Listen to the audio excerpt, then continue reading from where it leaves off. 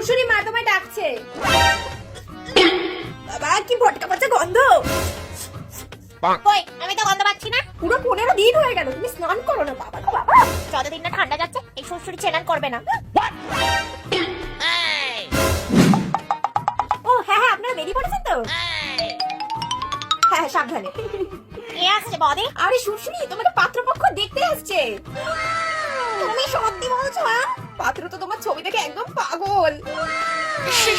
কিন্তু তোমার গা দিয়ে যা গন্ধ বেরাচ্ছে, এরপর কি? না না বদি, পাত্রপক্ষকে পছন্দ করতেই হবে। আমি এখনই যাচ্ছি, ঠান্ডা বরফ গলা জল দিয়ে স্নান করবো, যাতে আমার গায়ে আর কোনো গন্ধ না থাকে।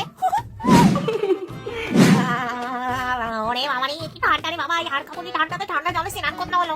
যাই হোক, আমাকে তো পাত্রপক্ষ দেখতে আসবে, শ্যাম্পু সাবান সব করে নিয়েছি। যাই এবার শাড়ি পরে তৈরি হয়নি, সুন্দর করে মুটি কুটি সাজতে হবে। আরে চোখ তুলে দেখো না কে এসেছে। আরে শ্বশুরি মুটি কই নেচছে, আমাকে কি সুন্দর লাগছে সাজুগুজু করে। না এই কালো ঠোঁটটাকে এবার একটু লাল করতে হবে, বেশি করে লিপস্টিক করে নি।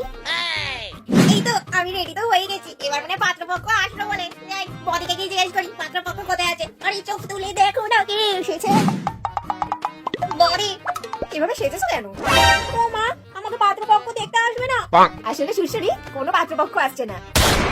আসলে তুমি 15 দিন ধরে স্নান করছো না, আর এরপর স্নান না করলে সারা বাড়িতে দুর্গন্ধ ছড়িয়ে যেত। তাই তো তোমাকে স্নান করানোর জন্য ঢপ দিলাম। তোমার এত বড় সাহস! শখ বিয়ে করার। পাত্রপক্ষ দেখানোর নাম করে আমাকে স্নান করানো, তাই না? এবার বদিকে জব্দ আমি করবো।